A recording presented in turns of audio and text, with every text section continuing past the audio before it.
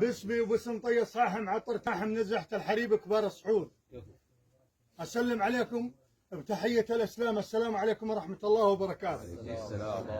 مركز المي لا تشوف يوم من الأيام إلا يرجع ويقضب المي، وإحنا هالبيت هذا هو كبير اليسار بالرقة عام ونعتز به ولا نقبل على هالبيت أبدا، اللي هم بيت حمود إسماعيل الحسن أبو عوش، ومن بعده أخوه أحمد أبو إسماعيل ومحمد أبو وائل.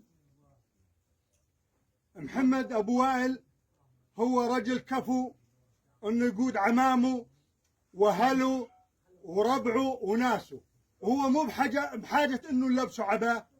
وأنا شاري من عمامكم أخوان سعدة وباسمي وباسم عمام اليسار عامة بكل سوريا وباسم ابن شافي أهدي عباتي ولبسوا عباتي باسم اليسار عامة.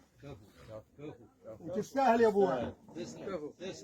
هذه عبات اخو سعده وانا لبسك. اليسار هم اللي يلبسونك، واليسار هم اللي يرمونك العبالهم الماء تمشي بامورهم وتمشي معاهم وتفزع ضعيفهم وتصير قدوه لربعك وناسك. وتستاهل يا ابو وائل. الف مبروك ان شاء الله. مبارك مبارك.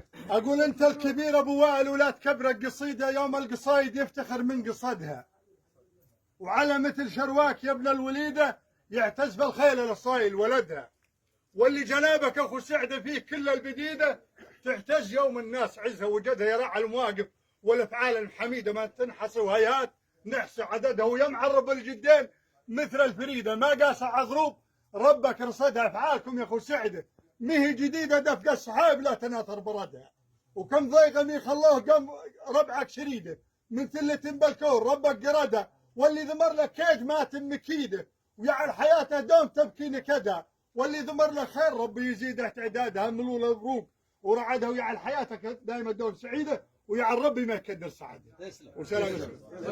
كفو منك كفو.